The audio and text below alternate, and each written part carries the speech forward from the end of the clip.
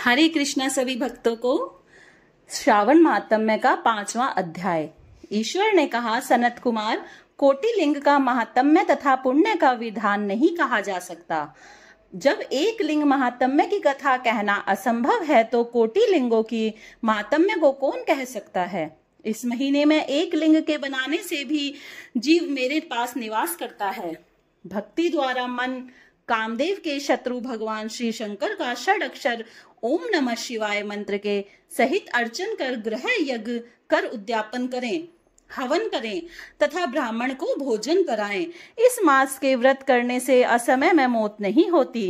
इस मास का व्रत लिंगार्चन वंध्यातत्व को हरण कर संपूर्ण आपत्ति को दूर करता है तथा सबकी वृद्धि करने वाला है। जो प्राणी पंचामृत से श्रावण मास से अभिषेक करता है वह इस देह को छोड़ कैलाश में मेरे नजदीक आकर एक कल्प तक निवास करता है। वह प्राणी पंचामृत पीने वाला, गौ तथा धन आदि से युक्त अधिक मधुर भाषी त्रिपुरासुर हंता श्री शंकर प्रिय होता है।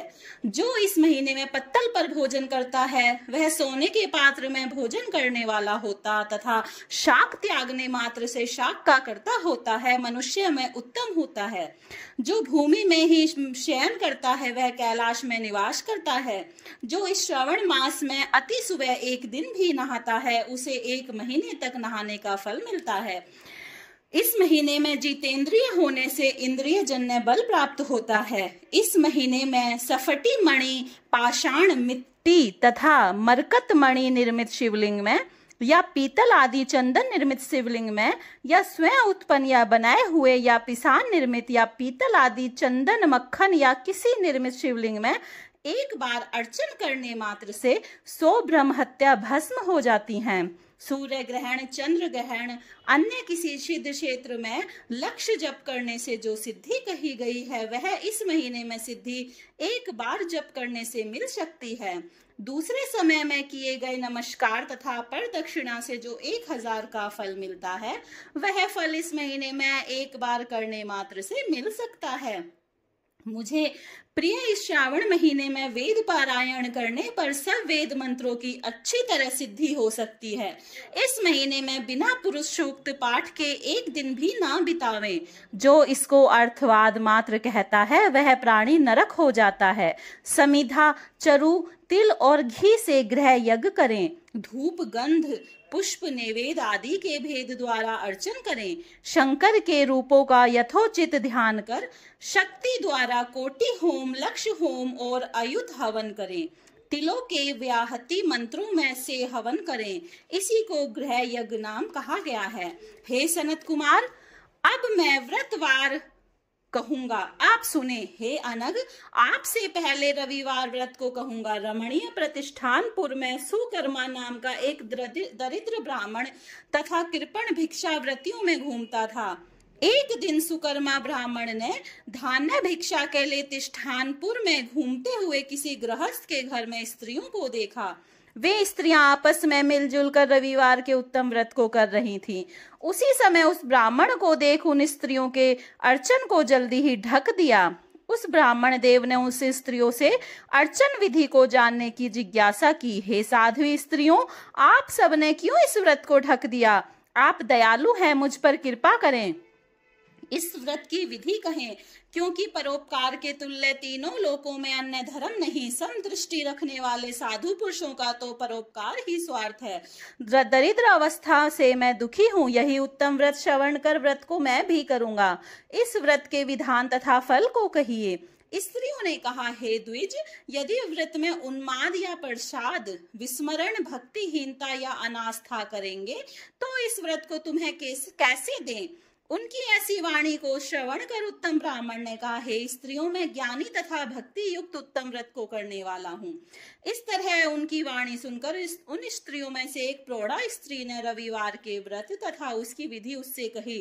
श्रावण के शुक्ल पक्ष के पहले रविवार को मौन होकर उठें, ठंडे पानी से स्नान कर नित्य कर्म कर पान के पत्ते पर 12 परिधि वाला पंडल लिखें। उसको लाल चंदन द्वारा सूर्य नारायण के तुल्य गोल आकार में लिखें। उस मंडल में संज्ञा नाम वाली स्त्री के सहित सूर्य का लाल चंदन से पूजन करें। नारिकेल बीज और खांड शर्करा से युक्त सूर्य के मंत्रों को कहकर नैवेद्य दें। सूर्य के 12 मंत्रों द्वारा स्तवन करें, 12 बार नमस्कार करें, 12 बार पर दक्षिणा करें और 6 सूत को एक में मिलाकर उसमें 6 ग्रंथि लगावें। उस सूत्र को सूर्य नारायण को अर्पण कर उसे अपने कंठ में बांध लें। 12 फल से संपन्न वायन ब्राह्मण को दें। इस व्रत की विधि को किसी से ना कहनी चाहिए। हे विप्र, इस प्रकार व्रत के करने से निर्धन प्राणी धनवान हो जाता है, पुत्रहीन प्राणी पुत्र प्राप्त कर सकता है, कोड़ी कोड़ से छुटकारा पा सकता है। हे विपेंद्र, विशेष क्या कहा जाए। साधक जिस वस्तु की अभिलाषा करता है वह सब इस व्रत के प्रभाव मात्र से प्राप्त कर लेता है। इस तरह व्रत के प्रभाव श्रावण मास में 4 रविवार या 5 रविवार व्रत करें। व्रत की संपूर्ण फल की इच्छा के लिए उद्यापन करें।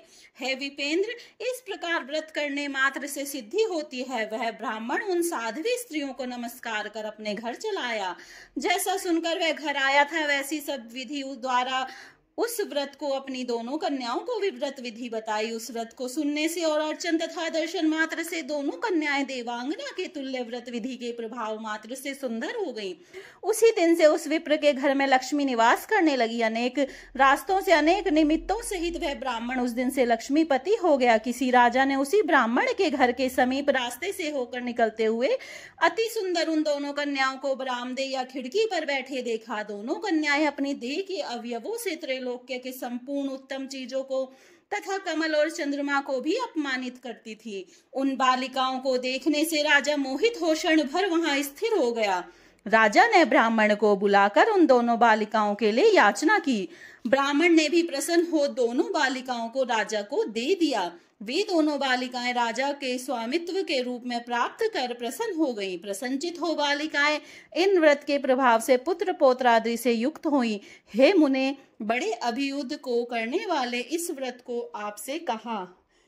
इति 5म अध्याय समाप्तम। राधे राधे।